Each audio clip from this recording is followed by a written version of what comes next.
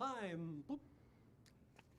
Hi, my name's Dan Fowler. I'm president of the Apartment Owners Association, and I want to welcome you today on this webinar. Hope you get a lot of good ideas. Our goal is that you'll go away with at least one idea that'll help you make and or keep more money than ever before and make your job of managing apartments, especially harder today than before, make that job easier, more profitable, and more fun for you.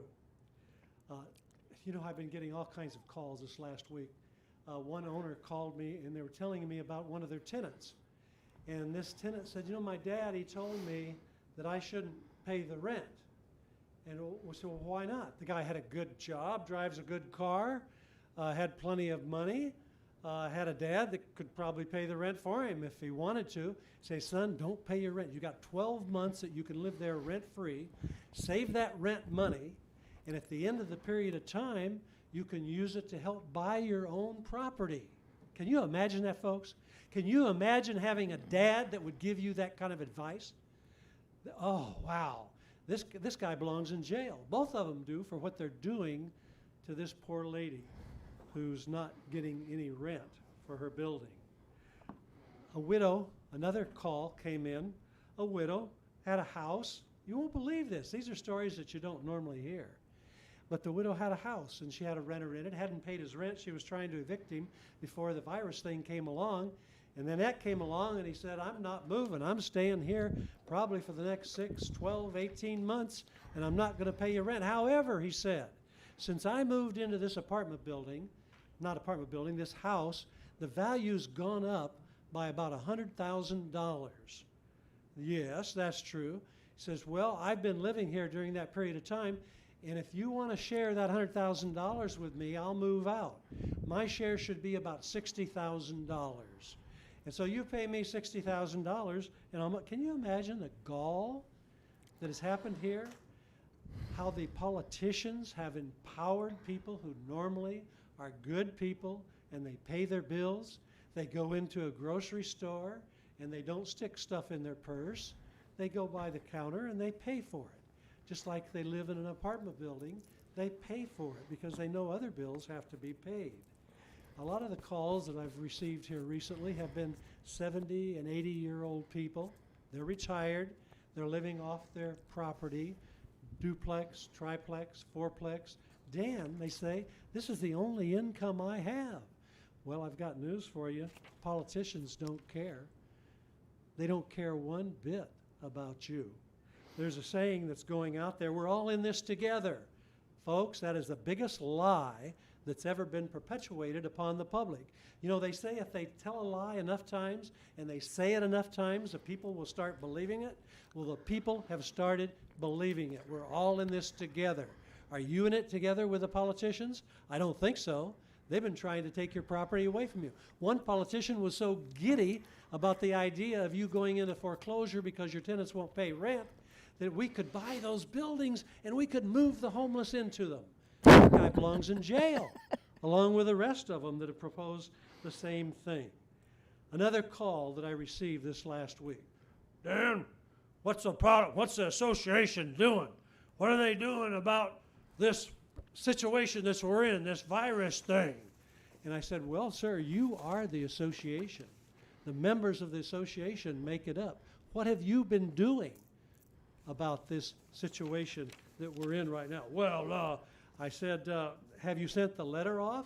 You know, in the AOA magazine, if you'll get the AOA magazine this week, if you'll turn to the first article, Petition for Rental Vouchers and How to Oppose 828, and I think that's gone by the wayside now, and it's already addressed.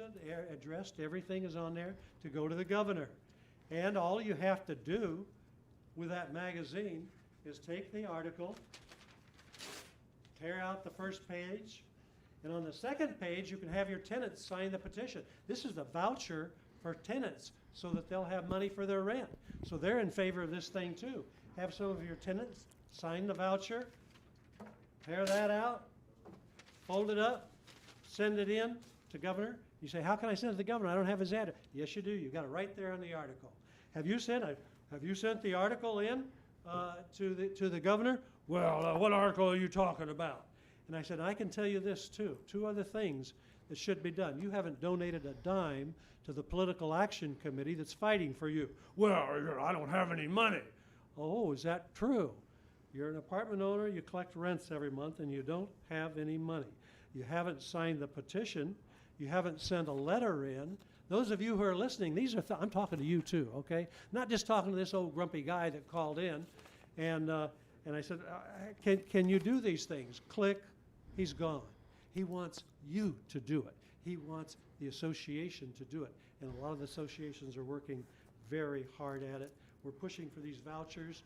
The politicians in Sacramento are meeting this morning, and they're talking about vouchers. And I think it's a result of what AOA has done in putting this idea out, what other associations have done. Individual apartment owners have sent letters in, and as a result of this, this is what they're talking about. Now, they're not talking about the form that we proposed, but we are asking you to support a lawsuit that we're talking to the attorneys with right now to stop this eviction nonsense that's taking place. Go to the AOA website, sign the petition. You say, I haven't signed the petition either, Dan. I didn't know anything about it. Well, you do now. Go to AOAUSA.com, and if you'll scroll down just a little bit, over on your left will be a petition. Click on that petition. It'll take you through the petition. You can fill that out, and we've got about 87,000 signatures right now. We'd like to get 100,000. After you've done that, send it to some politicians. Also send it to some friends of yours who can also sign it. We've got one more thing coming up, and that's the November elections. Prop 10 number 2 is coming up to take away your right of vacancy deed control. It's going to take a lot of money, folks, so dig deep. I think every one of you watching today should probably donate at least $1,000 to a political action committee to help fight for you and retain your property rights that are currently being taken away from us. I want to introduce to you the MC of the webinar today, and his name is Jeff Fowler, and he'll be introducing our speakers, and you should be excited. We've got a couple very exciting speakers coming up that you'll want to listen to. And thank you for tuning in today. Thank you. And today we are going to have a question and answer time, so go ahead and start emailing or texting us your questions, and that way we can have our presenter answer those questions for you. And also just wanted to remind you that there's the AOA tenant screening that we have available. And we have upgraded the criminal searches that we do, and it includes a previous address history, and it also includes an alias check. Today with COVID and with everything going on the way that it is, fraud is on the rise, and so these things will help you with that. We have the AOA insurance, AOA brokerage, and we also have the debt reporting service. All these different things are available for you through your membership. Also, we want to remind you to sign up for the AOA email alerts. A lot of you are on the website. You're watching this today because you're on it. If you're not, go ahead and sign up for that as well. And today, our first speaker, really, she's a high-powered attorney with the law firm of Dennis P. Block and Associates. She's been an attorney for 33 years and specializes in real estate law. She's done landlord-tenant work throughout the state of California and has written many articles for AOA, taught classes, and lectured. She will cover what you can do when your tenants can't pay the rent. She'll cover deferment, reductions, and forgiveness. She'll also cover AOA's payment agreement and then take your questions. Ladies and gentlemen, it's my pleasure to introduce to you Grace Long. Thank you. Thank you, Jeff. Good morning, everyone. My name is attorney Helen Grace Long. As he said, I've been an attorney over 33 years and exclusively represented landlords. I've worked in several counties in the state of California. I started up north, worked in Berkeley, Oakland, San Francisco. I then moved to LA. I worked in Orange County. I've worked in the Inland Empire for the last 12 years, and now I'm back in LA with Dennis Block's office. Between Dennis and myself, we have over 77 years of experience. So anyway, I'm here today to talk about how to best navigate as a landlord during this COVID eviction moratorium. I don't like to say the word freeze because there is really no eviction freeze. Evictions are still getting processed every day, except not if they're related to COVID-19. So last I heard from my clients, approximately 25 to 30% of their tenants were not fully paying their rent as of April and May. So what do you do when your tenants say they can't pay their rent? Well, obviously, the first thing you need to do is communicate with your tenant. You need to reach out to them because this is going to be to your benefit. Now is not the time to sit back and let your tenant contact you. I agree that many of the local ordinances state that the tenant has to contact you within 7 to 30 days of the rent being late. However, I can bet you dollars to donuts that if they don't contact you and you serve a 3-day notice, that tenant's going to come up with a COVID-related defense. All they have to do is turn on the news right now. Every day a newscast has to do with local protests or tenant rent strikes. Is this fair to you? No. But you must take action. You need to communicate with your tenant. Ask them if they can pay their rent in full or partial. Be super nice. Be their best friend. Let them know that you're there for them. You get more flies with honey. Find out why they're not paying their rent. Ask him, find out if they're working and if they have a job. If they're a nurse right now, then they have absolutely no excuse for not paying their rent. Similarly, someone who works for Amazon or Vons. But of course, if they worked at a restaurant, then that would be obviously a reason for them not paying their rent. So ask them why they cannot pay their rent. Have they suffered economic hardship, loss of a job, loss of hours, loss of income, medical bills, medical hardship? Some tenants are not going to communicate back to you. Text them, email, write them letters. Go to your building. Walk around, talk to your tenants. There's nothing wrong with knocking on the tenant's door and trying to communicate with them. Technically, all of the ordinances through the state of California state that they must notify you if they can't pay rent. But unfortunately, that's not always going to happen. Document your calls to your tenants. Text your calls, your text, your emails. Keep it because later if you do need to evict them, you're going to want to have that information. So if you communicate with the tenant and they can't pay and it's related to COVID-19, you want to try to work out a payment plan. Local ordinances are going to control how long the tenant will have to pay back the rent. A quick review of all the ordinances state that the majority are either 6 months to 12 months to pay back the rent. What does that mean? That means that the rent is deferred. So, deferred, what does that mean? That means that the rent is not forgiven, it's deferred, that they can pay it at a later date. So, what happens when the moratorium's over? Is that rent going to become due? Can I include it in my 3-day notices? No. Because the rent's deferred, they have, as long as the ordinances state, either 6 or 12 months, depending, to pay that rent. So let's say that the moratorium expires May 31st. We can only hope. Let's say it expires May 31st, and come June, the tenant owes the rent and hasn't paid it. Can you serve a 3-day notice for all the rent they owe? No. You can only serve rent for the June rent. I have clients that state that, well, my ledger applies all the rent to the past due. It's not going to work. Further, you cannot get any late fees or charge any interest according to most jurisdictions during this emergency period. Try to work out a payment plan with your tenant that details the payments. Determine how much they can pay and when. So for example, if the tenant's rent is $1,200 and they've missed 2 months, see if they can pay $200 a month for the next 12 months. Make sure, again, the tenant knows that the rent is not forgiven and that they cannot use their security deposit for the rent. But again, the most important thing, have a dialogue with your tenant and then determine if you've complied with the local ordinances, because many tenants are not going to respond back. This gives you an opportunity to proceed with an eviction as long as you are complying with your local ordinance. Read up on your ordinances. How can you do that? Well, the easiest way I find is to Google it. So for example, type in the name of the city, for example, Pasadena COVID-19 eviction moratorium, and it should come up on your screen. There are over 150 cities and counties in California that have eviction moratoriums going on right now. Almost all cities have the same language. There's an emergency moratorium on all evictions of residential and commercial tenants who demonstrate COVID-related inability to pay rent. So what is COVID-related? Loss of job or income, caring for someone who has COVID-19, or staying home with children because they can't go to school, or having COVID-19. Again, the tenants must notify you typically between 7 and 30 days of the rent becoming due, and they have anywhere from 6 to 12 months to pay it back.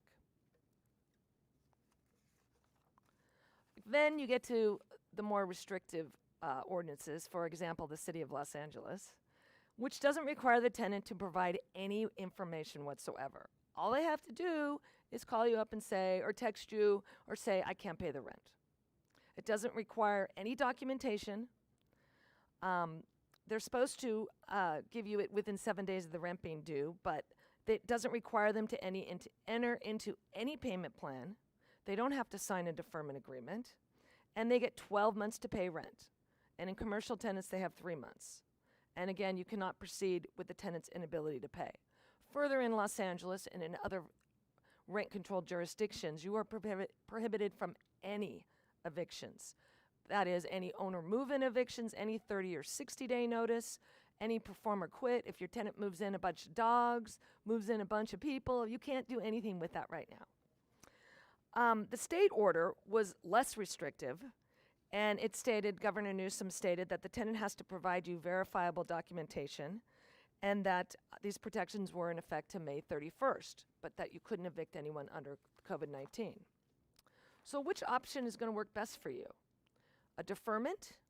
Again, you must comply with the local ordinances, which under LA says you cannot require them to sign anything. A reduction. Now again, this is a business decision of an owner. I've had a client come to me and state that he wanted me to draft a partial rent reduction because his tenant agreed that he would pay everything minus $400 less for April and May, and then come June he was going to pay the full rent. So the client asked me to drop this agreement. And this is a business owner, but quite frankly, desperate times call for desperate measures. If you're going to get some rent, that's a good thing, because this is what no one's giving you any money regarding this, so I would take what you could get. As far as forgiveness, I don't know any business owner that would do that. That's up to you entirely, because if you forgive the rent, you're not going to be able to collect it later. I think deferment is definitely the plan, and that's what the law states right now, that the rent is deferred.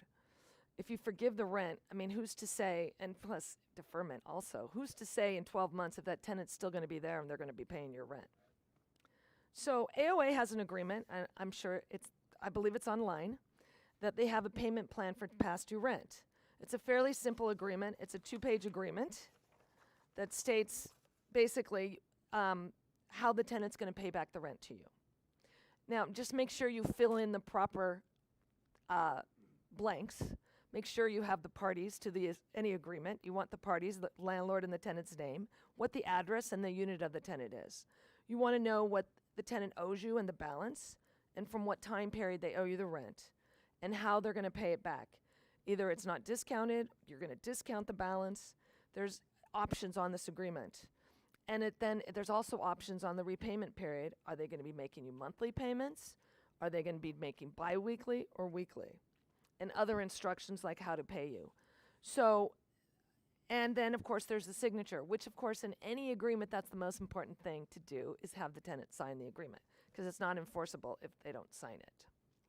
Recently, Los Angeles has come down with even more restrictive rules. They passed section 49.99.2E last week, which requires the landlord to now serve this protection notice anytime for the next 12 months. Anytime you're serving a 3-day notice or any kind of notice to terminate, a notice to perform or quit, you have to serve this protection notice. And you also have to serve it in the language that your tenant speaks. That notice will be available on the HCI DLA website. So you can look at that. That should be up shortly. But again, for the next 12 months. The other thing with that notice, it states that, one, that as a landlord, You don't have the right to bully your tenant or harass them to get your for their stimulus payments to get your rent. Does that make any sense? That doesn't make any sense to me. The tenant's they could be getting unemployment. They're getting an additional, besides state unemployment, they're getting an additional $600 a week from the federal government. And they're getting stimulus payments. But you don't have the right as a landlord to ask for some of that money? Rental housing is one of the common necessaries of life. So, it's beyond me how they can make up an ordinance like that, but that's Los Angeles. But it says you can't bully or harass. That doesn't mean you can't ask. So you could certainly ask for the rent. And then the other thing with this wonderful new protection plan from Los Angeles is that they've put in that the tenant's going to have a right to affirmative cause of action against you as the landlord, and that they could recover anywhere from $10,000 to $15,000 if you are willfully trying to evict them when this is a COVID-related thing. Again, if there's no response from your tenant after you've tried to reach out to them, you can serve a 3-day notice. Just make sure you're providing them with the required paperwork from your local ordinance. And yes, then you can file a lawsuit. Lawsuits are getting filed every day. We are filing evictions every day. It's just that you can't get the summons issued. Because of this new, a month ago, the Judicial Council came down with an emergency rule. Who is the Judicial Council? The Judicial Council is comprised of the California Chief Justice of the Supreme Court, other Supreme Court members, and judges through various counties throughout the state. They made up a new California Rules of Court that stated last month that no court may issue any summons for an unlawful detainer unless it finds on the record that it's necessary to protect for the health and safety. Similarly, no defaults, no trials can go forward. All current evictions have to be continued for 60 days. This law will remain in effect for 90 days after the governor lifts the state of emergency. So doing the math, if the state of emergency ends at the end of this month, May 31st, then no summons on an unlawful detainer will be issued until September 1. No matter what, unless this gets repealed by the Judicial Council. Many firms and associations are trying to overturn this, believing that these judges, and I believe so, have overreached their authority in this rule. But at the end of the day, there are several reasons to be filing an eviction. Why? Because you might get a response from a tenant, they might settle. When you file the eviction, they're going to get a notice from the court of the filing. We have been sending them a copy of the eviction with a letter to say contact us, or contact your landlord to discuss and possibly make a payment plan, because this will get your tenant's attention. And number two, if there is no response, even though there's no summons issued, when the moratorium's lifted, when the summons get issued, you're going to have a case number that's lower than everyone else. And case numbers determine priority in unlawful detainers. And let me tell you, the lines are going to be wrapped around the courthouse when this pandemic is over to evict a tenant. But also, I want to give you another thing, that there are evictions going forward for health and safety issues. And even in the most stringent rent control areas, such as San Francisco, Berkeley, Oakland, and LA, Santa Monica, they allow for a health and safety eviction. What is that? Violence. We've had tenants that are pulling a gun and threatening other tenants. Anything having to do with drugs, any public health issue. Even we went in on a bed bug that the tenant wasn't allowing the fumigation. We've done these. I've gone several times. Also, I've gone to court with my mask on temporary restraining orders. Those are still going on. If your tenant's harassing you or harassing other tenants or the manager, you can file a restraining order. I have a good story that we had an eviction that had been going on for quite a while. The trial date was vacated. It hadn't gone to jury yet. The trial date was vacated, as is all trial dates right now are getting vacated, and to be determined when they're going to be reset, when the courts reopen. And the tenant was harassing my client. Every time my client went to the building, the tenant was stalking her. The tenant was following her around, and the tenant was taking pictures of her. My client was an elderly lady, and that was really severely stressing her. She called me up. We filed a restraining order. We served it on the tenant, and magically, the tenant vacated. That was a win-win. So anyway, if you have any further questions, feel free to contact my office. Our phone number is 800-77-EVICT, or our website is evict123.com. Thank you. I wasn't sure if it was going to be at the end or right now, but perfect. I'm not going anywhere.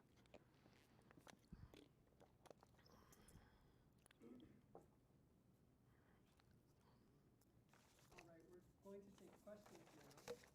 And Let's hope I know them. first question that we have is, my tenant is moving out and refusing to let me show her unit. Any suggestion on how I can get the tenant to agree to show their unit?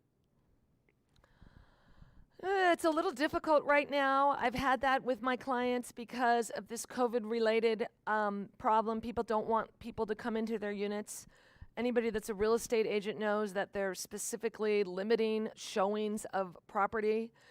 My suggestion is to really just attempt to talk to your tenant, tell her, to possibly if she can leave the premises for an hour so you can show the tenant. I mean, work with your tenant. That's really all you can do. Because, if technically under the law, you are entitled to go in to show the property. That is what the law is. And especially if you have a key, you can do so. However, what happens if the tenant doesn't let you in? Well, if you call the police are gonna side with the tenant because of this COVID-related time. So my suggestion is just to work with your tenant to see if they'll let you in. Okay, great. Thank you. Now remember, this is the time for you to email your questions in, and we'll get to those and we'll ask them. So in the chat. Okay, great.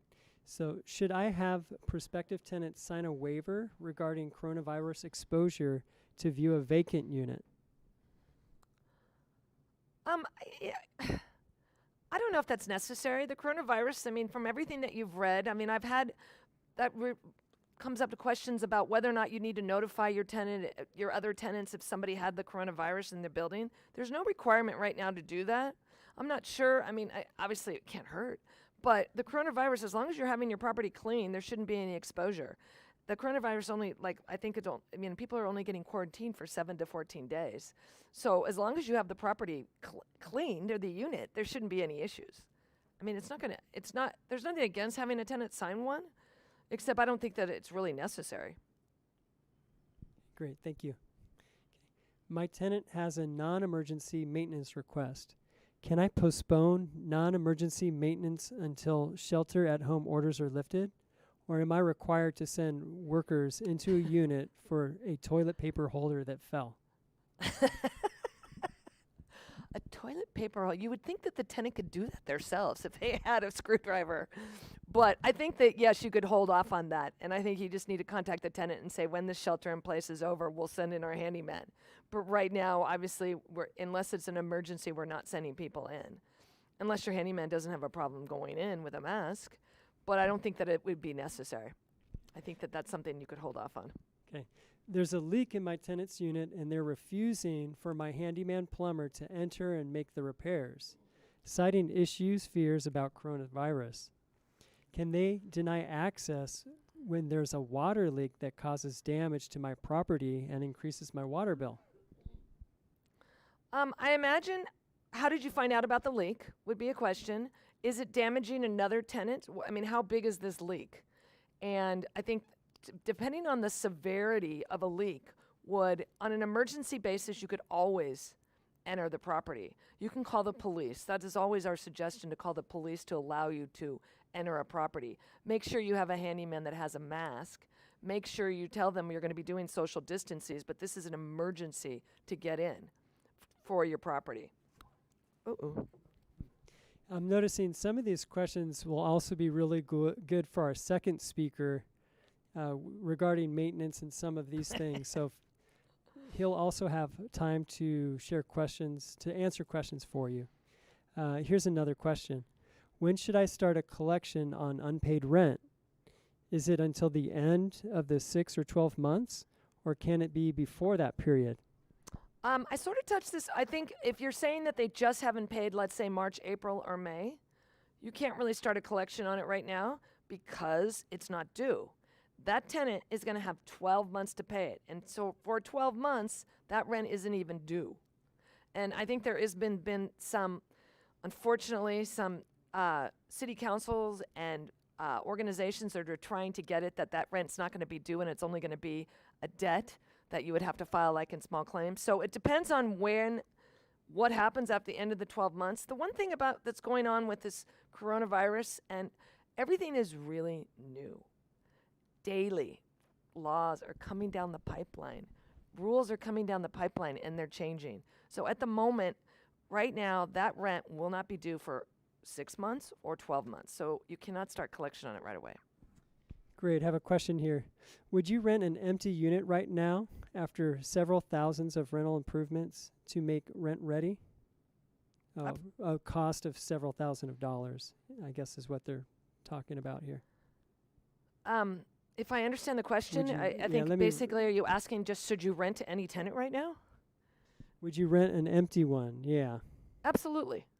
I mean, this is what you're in the business for. You're a landlord. Your business is to get rent. So if you've done renovations and you have an apartment and you have a tenant that's coming and is going to pay your rent, absolutely. What tips would you offer for that? I think Dennis touched on it last time, but could you share some tips if in this situation, is there any other recommendations you'd have about how you'd go about doing that? About renting out to a new tenant? Right. Well, just make sure that you go through all the AOA, check their background checks, make sure they have verifiable income, and make sure that you get a copy of a bank statement showing that their ability to pay rent. Make sure they have a job and that they're not going to, because here's the problem. I guess this is where people are leading to, as you're afraid that if you rent to somebody right now that next month they're not going to pay your rent. So find out where they work. Like I said earlier, if they're working for Vons or Amazon, that's a sure thing. That person's going to have a job. So just find out where they work and take your best applicant. Okay.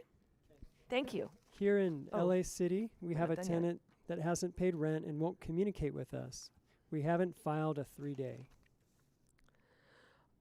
What we're doing with Los Angeles, just to be absolutely sure, because it is such a restrictive area ordinance, is that when we're serving a 3-day notice, if you've tried to contact them, you've given them the notices from HCI DLA, we're sending a 3-day notice, but we're also sending a letter saying if you have anything with COVID that's COVID related, or if you can't pay your rent because of this, that provide us back the information, your bank accounts, your any unemployment, evidence of unemployment, and that you can't pay your rent. Because we want to make absolutely sure that you've done everything you possibly can before you proceed with an eviction of your tenant. Great. Let me see the next question. Just continue. Thank you, everyone, for sending us your questions, and we're going to continue to answer those. Here's another one. Are there any state, city required notices? Actually, let's go on. I'm going to ask another one. That one didn't come out so well. An attorney said she can file now for unlawful detainer after notice to cure, but what does that process look like? The case would take months to reach the court, and the owner has to go without rent on that tenant the whole time it's being processed. That is correct. And I have a lot of my clients that are choosing to, for an example, this bedbug one, I had a case where the tenant wasn't allowing them to fumigate the property, and they'd served a perform covenant or quit. We filed a lawsuit, and we went into court. The court was going to grant the summons on this basis. The court, of course, now the court wants you to really bend over backwards to try to work with your tenant, because they're trying to do almost everything they can to not allow you to go forward because of this current of what we're in, and the governor and the state of the judicial council. The judges are sitting back and basically you've got to prove that you can go forward.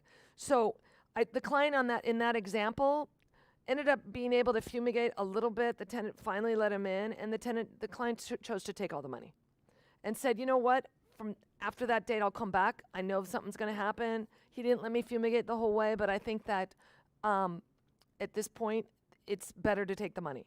So my client did that. So really, each of you, it's an individual decision on what the violation is.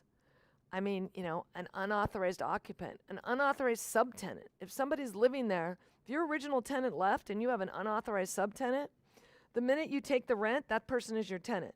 So you really have to evaluate what the breach is and whether or not it's worth having to sit back and not have them pay their rent, and being able to go forward with an eviction down the pipeline. Great. From Granada Hills, LA County, can I sell a house with a tenant in it right now? Absolutely. There's nothing preventing that. There's absolutely nothing preventing that. I mean, no matter, in Granada Hills, it's a house, then it wouldn't be a rent control property unless there was more than one unit. You know, if the owner takes it, the seller takes it as is. If the seller, the buyer takes it as is, hopefully you could be able to inspect it, or if you take it without an inspection, you know, you would need to talk to your real estate agent on that one. But absolutely, there's no reason not to be buying property. All right, I have a question here. I have a unit with 2 roommates. One roommate has already given a 30-day notice to move out. The other roommate intends to stay, although I'm doubtful he can afford it by himself. Does this situation end tenancy? Can No. I encourage the remaining roommate to also vacate? If he decides to stay, do I start the application process, a credit check all over again? Okay, so it depends on, first of all, what kind of a rental agreement do you have with this tenant? If you're renting, there's roommates. Is it one rental agreement, or is it separate agreements for each tenant? That would be my question number one. If it's one rental agreement, they're all joint and severally liable. You don't have to bring in other tenants. You don't have to allow it. They're responsible. So if one tenant leaves, then that other tenant who's remaining is responsible for the rent. But if in fact they say they want to get a roommate, then, and if your rental agreement states that you cannot unreasonably withhold having a subletting, then you can check you can run background checks and do everything for this new tenant to see if they can. It's up to you how you want to handle that situation. Okay, so I have units in Redondo Beach. Has the city of LA passed any restrictions beyond what the state has passed? I keep hearing about restrictions. Yes. But I think that they may be mostly city of LA. Can you please speak to this? I believe there is a Redondo Beach. I think there is a Redondo Beach moratorium, but again, Google that. And again, LA, I think I touched on LA during my speech today. LA is way up there when it comes to restrictions. Basically, the tenant doesn't have to do anything except say, I can't pay my rent. And you are prohibited from going forward to do anything. Okay. If I defer my tenant's rent in part, what's the mechanism for me to guarantee that I'll get it back? Well, the mechanism, if they have entered into a deferment agreement, if they've signed an agreement stating they're going to pay rent on certain dates, for any other jurisdiction except for LA, I believe, because the rent's technically, they don't have to sign one and the rent's not due for 12 months, but any other jurisdiction or any other city, if the tenant's signing something saying they're going to pay rent on this date, then that, and if they don't pay it, then I think you could go forward with a unlawful detainer. Great. Let me see what we have here. Scrolling to questions. Here we are. An attorney said she can file now for unlawful detainer after notice to cure, but what does the process look like? I think we asked that We question. did that one, yeah. My tenants are complaining about another tenant who's having gatherings and not social distancing. Am I obligated or responsible to take action for that? Good question. We have had, that is one of our nuisance type of evictions because that has to do with health and safety. In fact, we did have a case that was going on, an eviction that was for non-payment of rent that was stopped because the court stopped and the sheriffs have refused to do any lockouts. And this tenant was a subtenant at a property in Malibu, and they couldn't get her out because the sheriffs have stopped doing the eviction. And that tenant was coming and going at all hours, was not social distancing, was coughing on the tenants. One of the daughter of the owner had an immunodeficiency health-related problem. We went into court. We filed an ex parte notice. We went in, and the judge ordered the tenant to be evicted. And once that happened, the tenant did go out like the next couple days. So social distancing is a health-related issue right now. I mean, we are ordered, shelter in place. We are ordered to stay 6 feet apart. If the tenant's having parties, I mean, I'm getting calls all the time about this. Tenants having people coming in at all hours of the day, of night, having parties, and people aren't social distancing, that is a reason to do a notice. And certainly, if you are the landlord, I would contact them and try to get them to stop and notify them that, hey, this is not what you're supposed to be doing. You need to stop this. Great. Document everything. There you go. Document, document, document. My tenants are complaining about another tenant who's we already did that. I know a tenant has 6 to 12 months to pay back past due rent due to coronavirus. What if my tenant moves out? Do I have to wait the 6 to 12 months to try to collect or send to collections? I believe the answer to that would be yes, because they did have the money to pay that.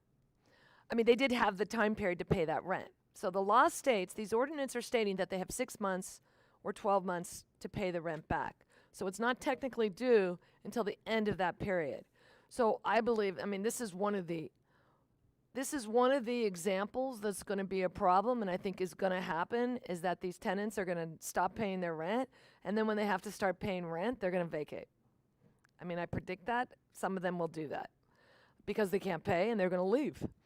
And they're going to stick you with holding the bag with no rent. What are you going to do? Well, if they vacate, you can file a small claims action. I mean, that's about the most that you're going to be able to do, because it's no longer going to be an unlawful detainer because your tenant's not in possession. So you could file a small claims action against your tenant. Plus, if you have a security deposit at that time, you could apply the money, because technically on any case where let's say it's a lease period that the tenant owes money, that you can apply the future rent that's owed. I believe in this situation, if the tenant vacates, you can use their security deposit for the rent. Great. From Hemet, we have this question. Can we pursue rent on a balance due from January or February? Good question. Another good question. We are filing cases. We are telling our clients, if somebody has not paid their rent for the last year, if someone hasn't paid rent for December, January, February forward, we're serving notices for December, January, February.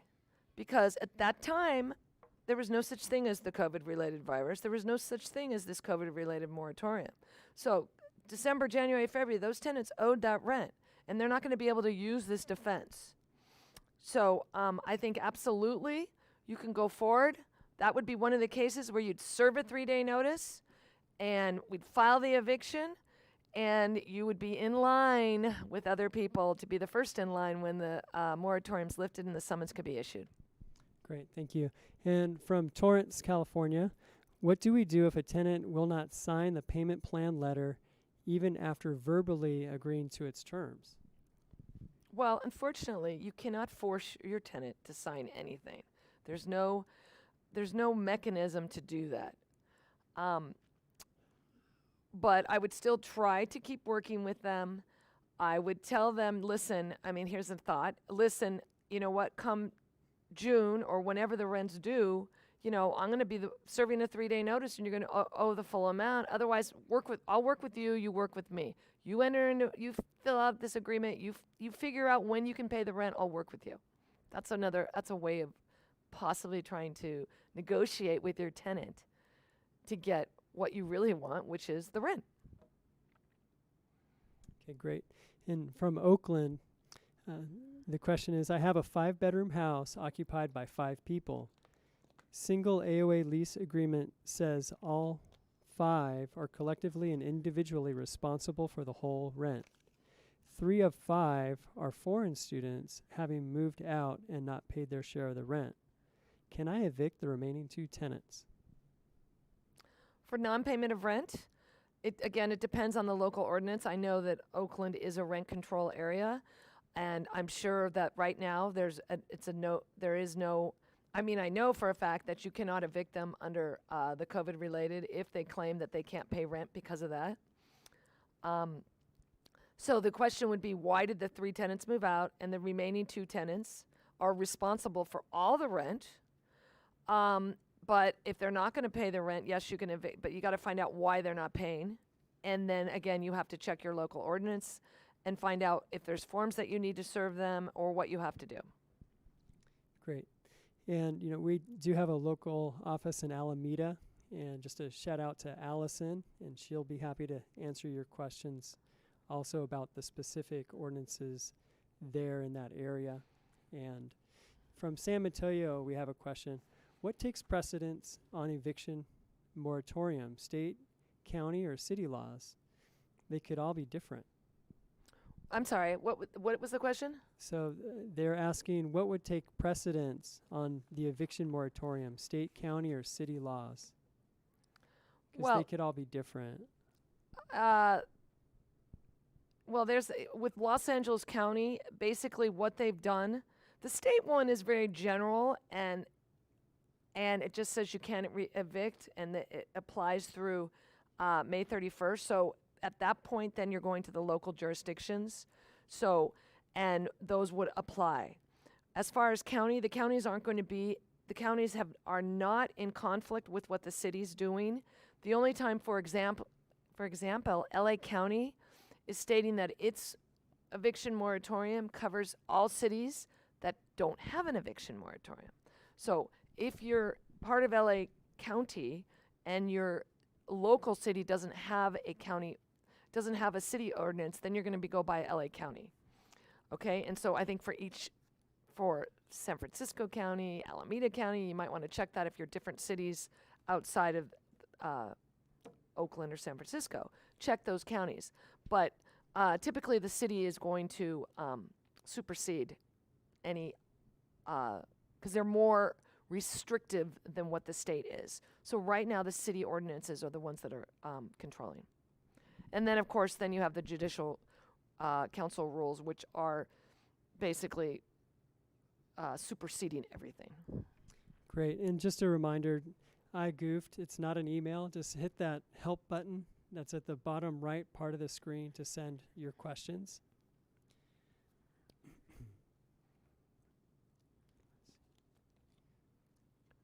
Okay, and this is from Mar Vista and Redondo Beach.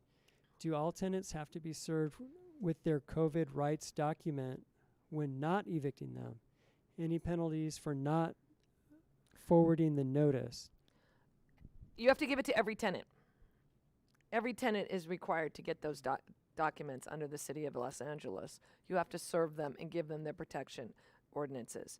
All tenants, not just the ones who aren't paying. Okay, from Canoga Park. In a commercial unit, I'm calling my tenant and they're not answering. Can I post a 16-day of abandonment unit when I can take possession of my when can I take possession of my unit? Okay, I think you're talking about an abandonment of real property notice. What that comes up is that we've done a couple of those. But that only comes into play if you know the tenant's probably vacated. So if other tenants in the building or have seen them moving stuff out, and that there's nothing in the unit and they haven't paid rent, then you can do a notice of abandoned real property. You have to serve the tenant by, I believe, certified mail. You serve them the notice and post it, and after 18 days, you could recover the premises. But they have to be delinquent in their rent for 2 weeks. Now, in LA, they're not delinquent in their rent because that rent's not due. So you couldn't do that right now in these because the rent's not technically due. So the only time I would do it is if you think that the tenant has vacated the premises and moved out. Great. Let's see. Can you use the security deposit for rent not paid in March through May if they move out in June? I thought I kind of sort of answered that. I think that you could technically do that because it doesn't make legal or ethically, it doesn't sound right. So even though the rent's not technically due and it's deferred and they have 6 to 12 months, however, I think they're envisioning that the tenant's staying in the premises. If the tenant chooses to leave, I think that rent, technically it's not due for that time, but you're not going to give back the rent. You're not going to give back a tenant's security deposit. Let's say if they don't have a lot of damage to the property, you're not going to give them back the money if in fact they vacate when they've left owing you 3 months worth of rent. So I think in that instance, it would be appropriate to apply it to the back to your rent. Great. Let's see.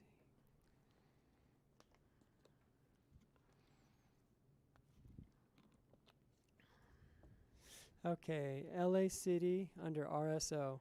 If a tenant wants to add a roommate to help with rent, can I make the prospective new roommate go through the normal procedures, i.e. credit report, sign the lease, provide job and financial information? I don't think there's a problem with doing that, and I think you absolutely have the right to do that. Because in the alternative, I don't believe you don't have right now. If the tenant's saying that, oh, it's COVID related, I need somebody in to help me pay rent, you don't have the right to serve a notice to perform or quit to have that unauthorized tenant vacate during this time period. You're not allowed to do that if it's COVID related. So the tenant's going to say, you know what, I need that person in there because they're helping me pay the rent. So there certainly is nothing wrong with checking all their background checks and getting all their financial information. Great. If my original tenant brings an extra occupant, when can I start charging the extra occupant? Good question. If that's in Los Angeles, technically, in LA, you can charge an additional $100 for an additional tenant. However, you're forbidden from doing right now any you can't do a rent increase because there's a rental increase freeze in the city of LA for 12 months. 12 months from the date the moratorium's lifted. So does that mean I can't increase the rent? You know, I don't know. I don't know the answer to that question. These are the kind of questions that are going to come up when we go to court, when we get back to court, and every BASTA, EDN, Eviction Defense Network are going to come up with all these kind of ideas of why you shouldn't be able to raise the rent or do something. These are going to be their defenses. So I don't really actually know the answer to that question because I think that's going to be something that's going to come down the wire. But technically, you should be able to increase for an unauthorized occupant. However, the law says you can't evict somebody if they're bringing somebody in for it's COVID related. So I think that's going to be something that's going to have to just be determined. But again, the most important part of what I just said is that under LA, and you need to check all your local ordinances, they have it now that you cannot raise your rent for 12 months. Okay, here's another question. Can I serve a 3-day notice if a tenant is smoking both cigarettes and marijuana in common areas, or is a 3-day notice for that frozen? Well, the notices are frozen for COVID related. So how are we going to say that's a COVID related that they're smoking and or smoking marijuana in the common areas? But I mean, and whether or not smoking marijuana, does the tenant have a marijuana card to be doing it. They should be doing it in their unit. Smoking in the common areas and interfering with other people it's appropriate to serve a notice. Is that enough of a health and safety nuisance in order to go forward with an eviction? Not so sure about that. It depends on how severe and if it's affecting other people. If somebody can't take the smoke and it's affecting the health of another tenant, that could be one thing. But I think that, you can certainly serve the notice, and but I don't think it's going to be able to go in under a health and safety issue, unless it's severe. Yeah. Could you clarify between LA City and LA County? Is there a difference there? There is. They seem to almost mirror each other. I know that the county is, again, for the unincorporated areas of Los Angeles, and then their ordinance covers any city that doesn't have their own ordinance in LA. But they're almost similar, but they don't have the rent freeze yet, but it's basically they are prohibiting all no-fault evictions, just like Los Angeles. Okay. But they don't have the required forms that you have to be sending if you're in LA City. Got it. All right. Do you think we'll have rent moratoriums in the future again if there's a second wave? Wow, if I had a crystal ball, I could tell you, but I don't. But I can't imagine that this is going to, a second wave of COVID-19. God willing, let's hope there isn't one, because everybody really needs to get back to work, and this economy needs to get moving. And I don't think that, never say never, because LA is crazy, in my opinion, and everything that's going on, and the rules, and what they're allowing the tenants to do. But I just don't think that the economy or landlords. I know that landlords, you guys got to speak up. There's forums for you to be speaking up, and I think that you're not getting anything out of this eviction moratorium or non-payment of rent deferment. So I think you need to rise up and not allow it. Great. Thank you so much, Okay, Grace. thank we you. really appreciate you. Thank and you all. taking Thank the you time very to come much. with us. And I just did want to mention that in Berkeley there was a law passed. Excuse me one second here. Where you're not allowed to do a criminal check anymore as of May 25th. So just wanted to let you know about that. And there is an AOA new application that we'll have available in 2 days for you. And, one more thing.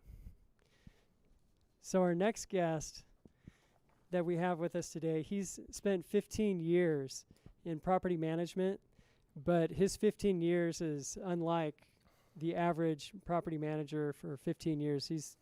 They are managing over 2,000 properties, both mainly multifamily housing, but also 300 commercial properties.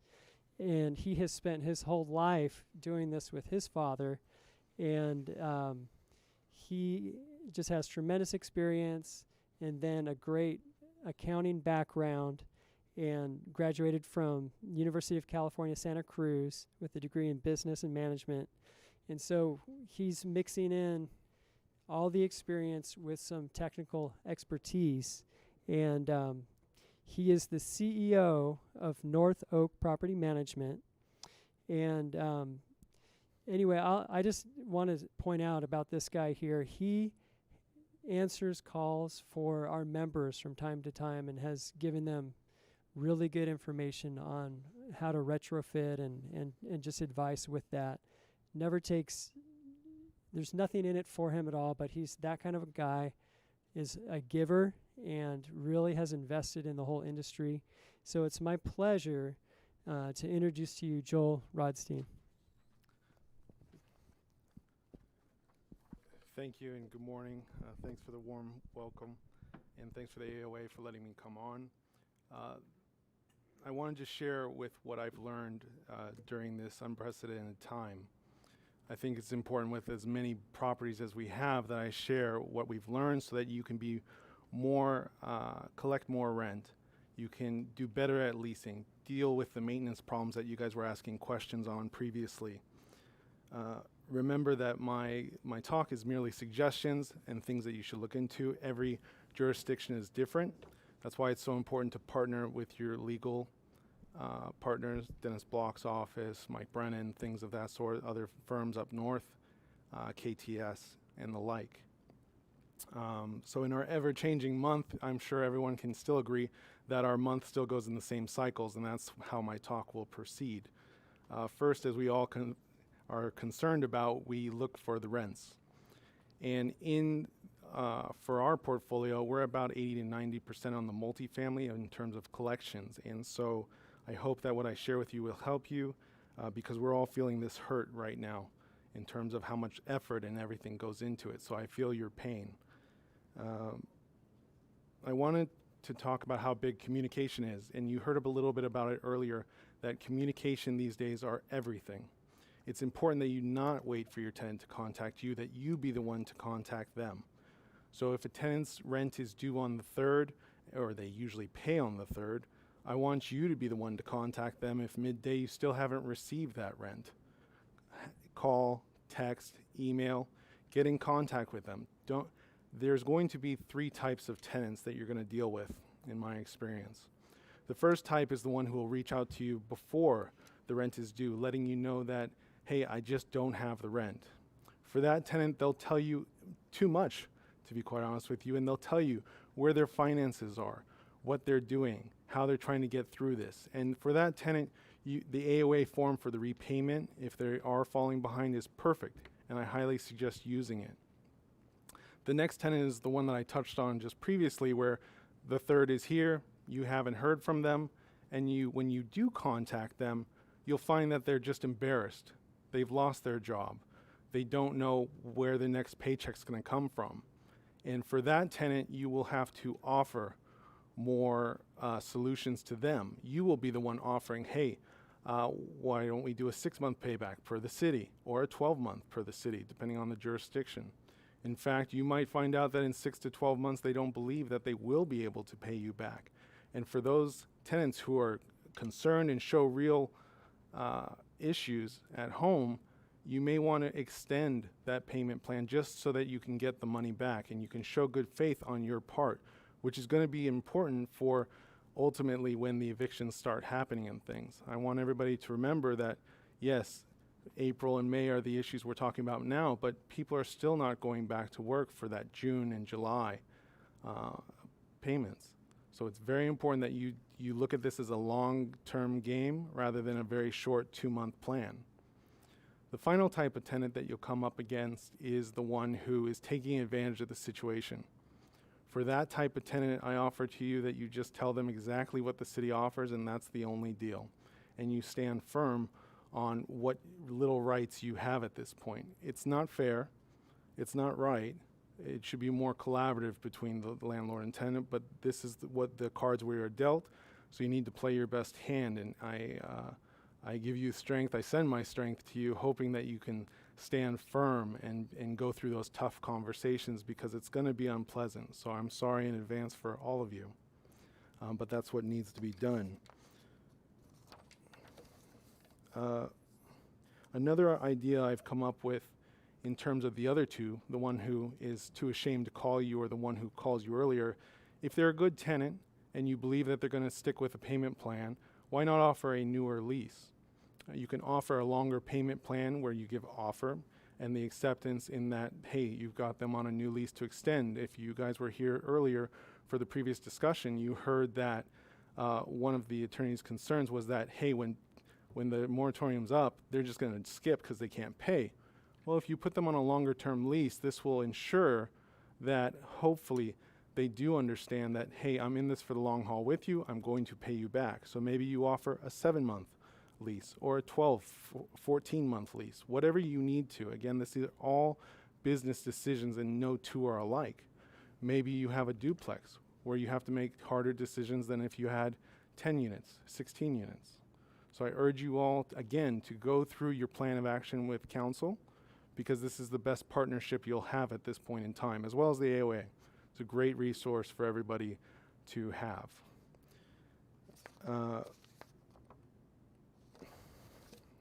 The next part after the is actually giving tenants options to pay you. Right now, everybody's scared to go outside, so I urge you to maybe get online property management software where they can pay by ACH or by credit card, maybe Venmo, PayPal, or just giving the tenant your bank account number. I'm concerned for all the owners out there and management companies in terms of you being in contact with so many people. Our business is so unique in that we see so many people in a day, and we are essential, obviously, right? So I want you to have those outlets, to use them. And the old adage of if it ain't broke, don't fix it, they've been mailing it to me for 20 years. It doesn't work, unfortunately. This is an unprecedented time, and I need you all to put yourselves out there to get with these new programs that will get you the rents without having to contact so many tenants. As well as, it's making it easier for the tenant to pay. My portfolio, we collect about 80% online. So that's a great help to us in that we're not touching those envelopes. We're not going to the post office. We're not having to go to the tenants. And it's, if you explain to your tenant you're doing your part for social distancing, they will help. Granted, again, we will have the one tenant who ruins the whole situation for all, but at least this is better than what it was. So I urge you to look into those avenues as well. Now that we have the rents collected, it's on to our other favorite part, which is filling those vacancies. It's a very difficult situation right now. And again, we're going to look to technology to push us forward. So I can't tell you how many times we do FaceTime showings, Google Duo showings, other free. We take videos. In fact, later this month, we're posting all of our vacancies online through YouTube, using those to showcase our vacancies, as well as many of the online showcasing platforms will actually let you do a 3D tour. In specific, Zillow has a free way of doing 3D where you're just snapping pictures, and it's very useful. It gives the tenant a great idea, and again, it keeps you doing what you need to do by keeping your distance as well. So if the prospective tenant is, hey, I want to come, then I urge you all to get to the property a little bit earlier than you normally would. Make sure all the doors are open so that they can roam through the apartment freely. Make sure the windows are open, everything is open so that they can take a look, which is counterintuitive to what we usually do. We usually like them open up the cabinet doors, turn on the faucets, things like that. I want you to remain at least 6 feet apart while you're doing so, right? And then you can always open everything, meet them in the courtyard or out in front of the property, ask them to go do their showing by themselves and come back to an open space where you can keep your distance.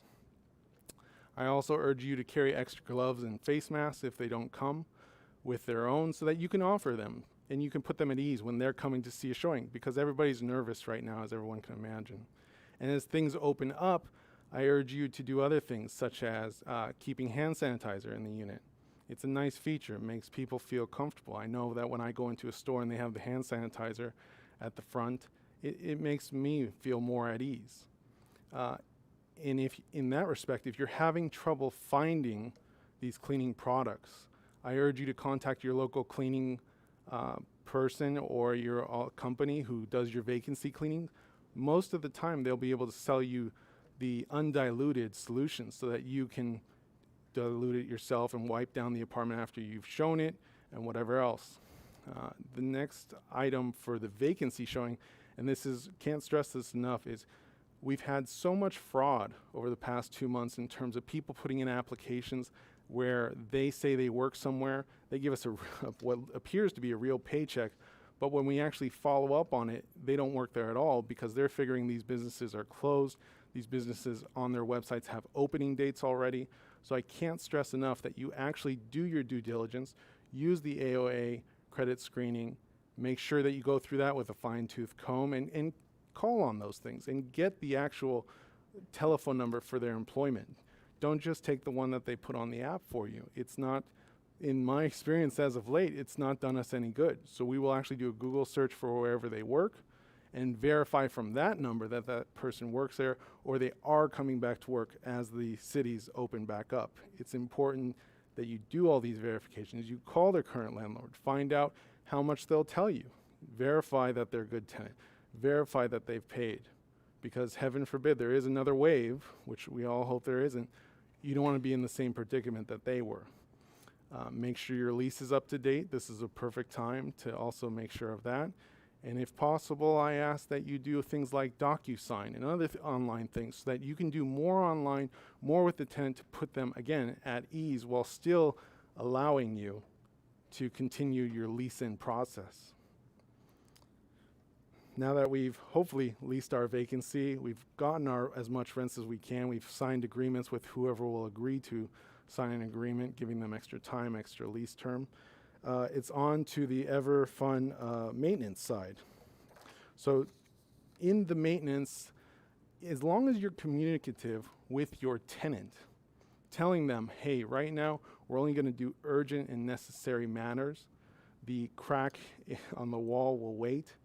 The paint that needs to be a new touch-up, nothing wrong with it other than it needs touch-up, will wait.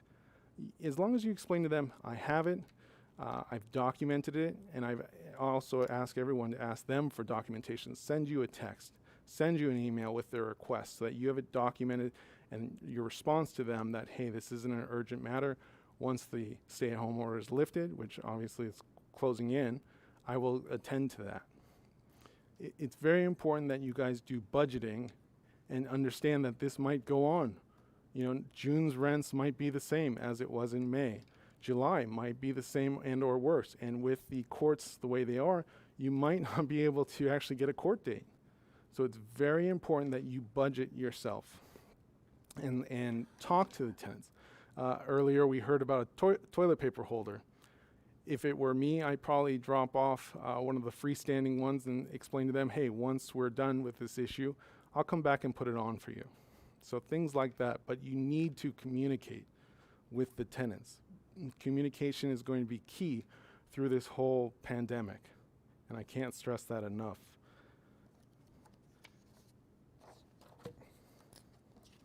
The other thing that maybe some of you can take advantage of is obviously things are slow for many contractors. So if you've been waiting on that project, maybe now's the time to bid it out and take advantage if you can. That's an interesting thought as well.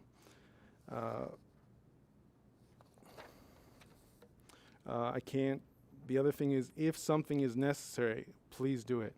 You know, that exhaust fan that was pre-COVID was rattling too much, not really sucking up the air in the bathroom that it should have.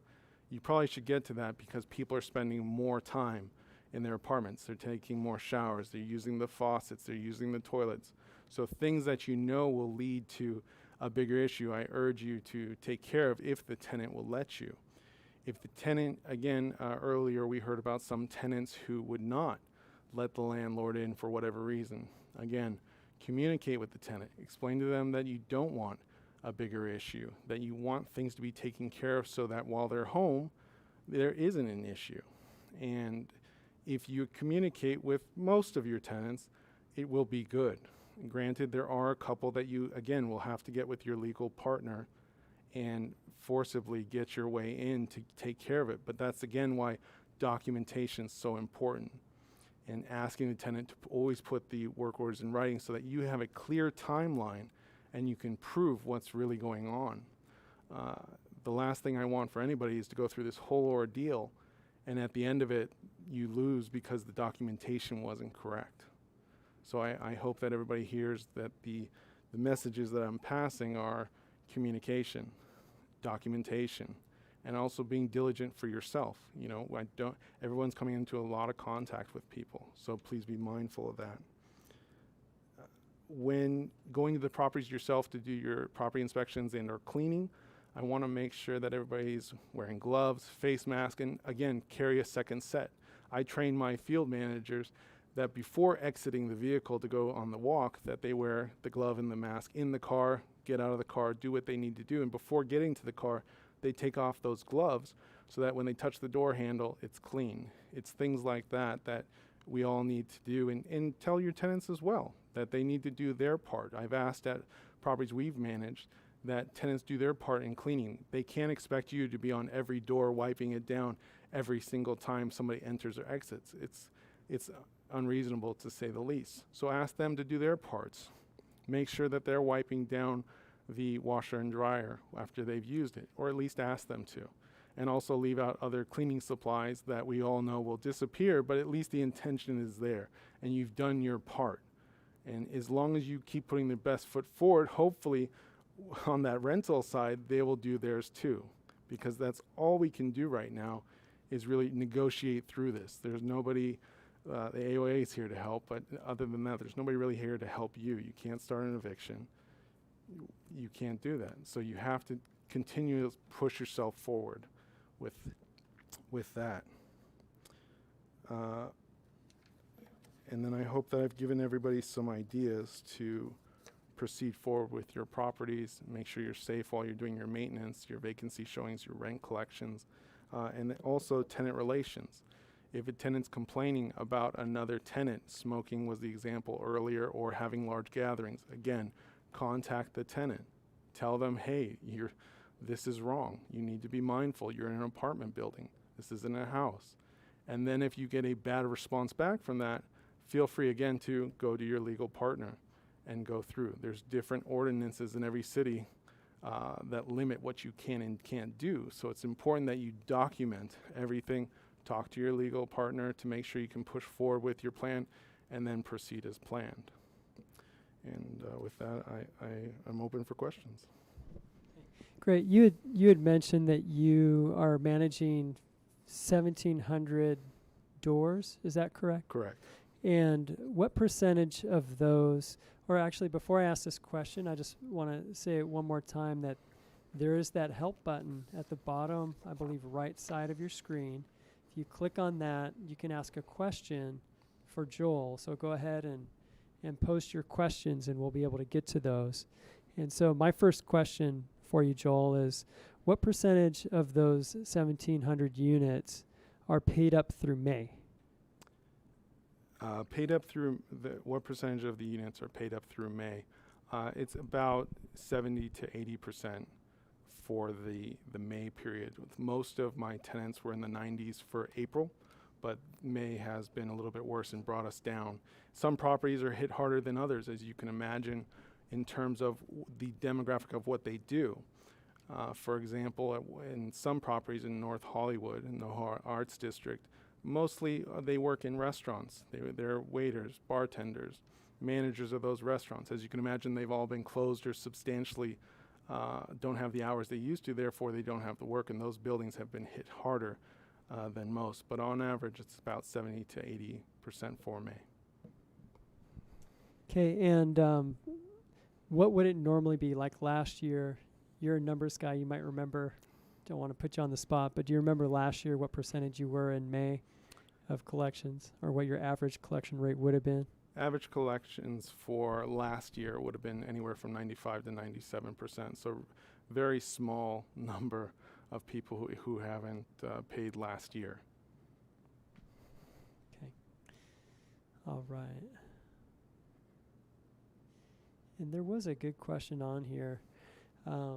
If you know someone's not going to pay the rent, would you do a keys for cash type of deal with them where you just let them out so that you can regain control of the unit?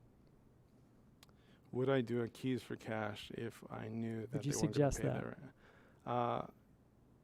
Without knowing the full details of the question, but I would tell you to do, if the tenant doesn't have a job and you knew they weren't going back to work, I would suggest that you ask them to see if there's something you can work out before the cash for keys, but ultimately, yes.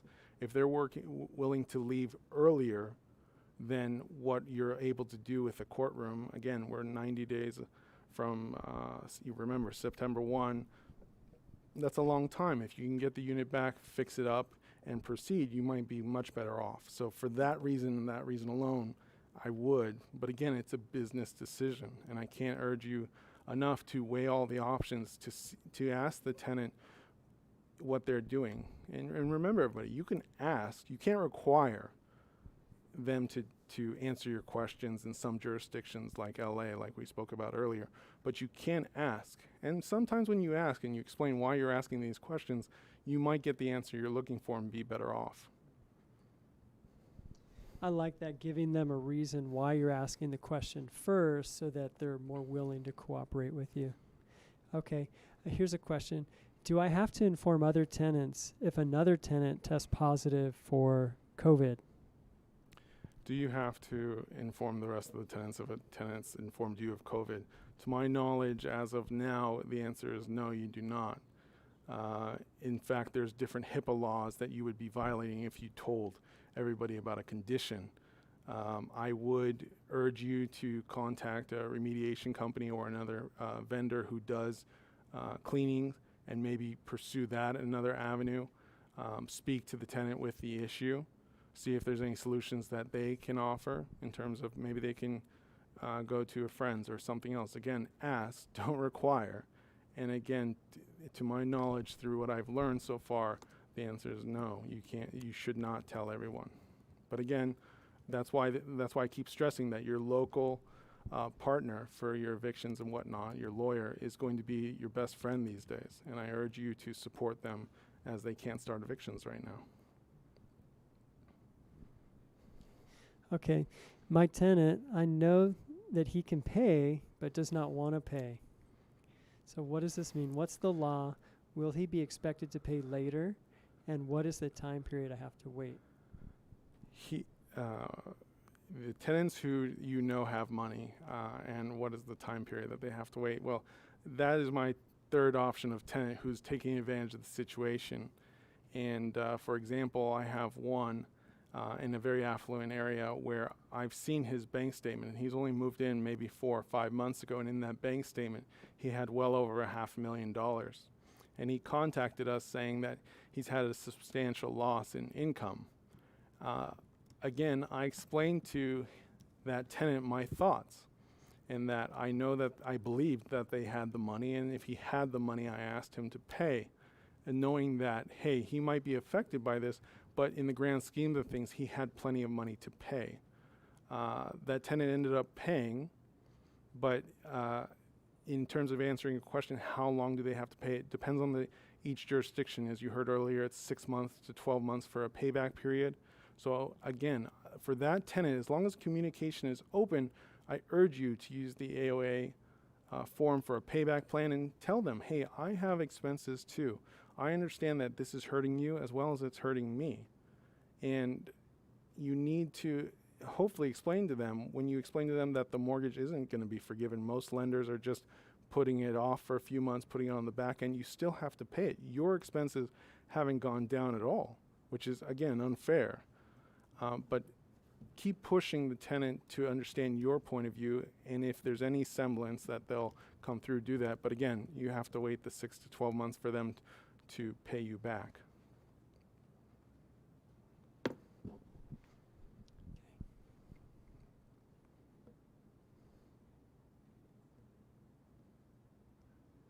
All right, and let's see.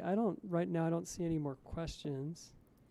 If you have, can you hand me some are there any questions that you, can you come and show me some questions here? I don't see it.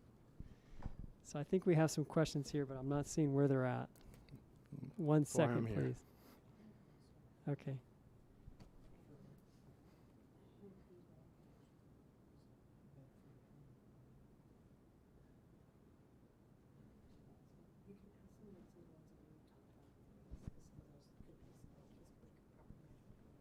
Okay. Okay, and then let's see. One of the questions that was asked before, it's been 7 days without rent and my tenant hasn't contacted me. What should I do? What can I do? What would you do in that situation, Joel? This is a great question. What should you do if you haven't heard from any tenant, residential or commercial? At this point in time, I would go post a 24-hour notice of inspection. I would go check to see if they're there or not. If they are not there, and again, it was brought up earlier that, if there's other tenants in the building, that you talk to them. I would suggest calling them, but if you happen to see them keeping your social distancing, make sure to ask them, hey, have you seen this tenant? When's the last time you saw it? And again, document that. And once you see that they are not there, I would post that notice of abandonment. Again, checking with your attorney to make sure that you will be able to proceed with that. But yes, I would follow the steps just as if nothing were going on, because I do believe some tenants will start skipping. So it's important that you keep looking and keep vigilant, as hard as it is, these days.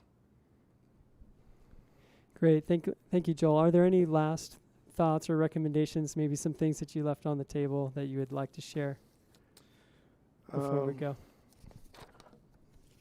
No, I pretty much covered everything. I thank everybody for their time again. Was there anything that that maybe surprised you, or that you would do differently from what Grace Long would do, or anything you'd want to add to any of the things that she said? Anything stick out to you? I would stay firm on a lot of things and keep talking to tenants and documenting everything. I would make sure that everything that you ask for is in writing, that they want the toilet paper holder to be repaired. Get it in writing, respond in writing, because right now people are getting very desperate, and your rights have been taken away. So the only thing you can do is protect yourself as well as possible. And for that reason, it's, in terms of the tenant not paying the rent, the roommate situation where one wants to leave and one doesn't. Again, documented everything. Explain to them that they are conjointly, responsible on the lease.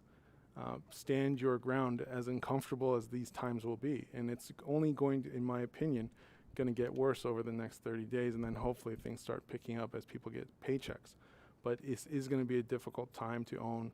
It's been a difficult time, but it's going to continue to be, and for that reason I say stand your ground, know your rights, contact the AOA to learn more, which is very important. Great. Thank you, Joel. Thank you, everybody, for joining us, and we're going to sign off now. Thank you very much.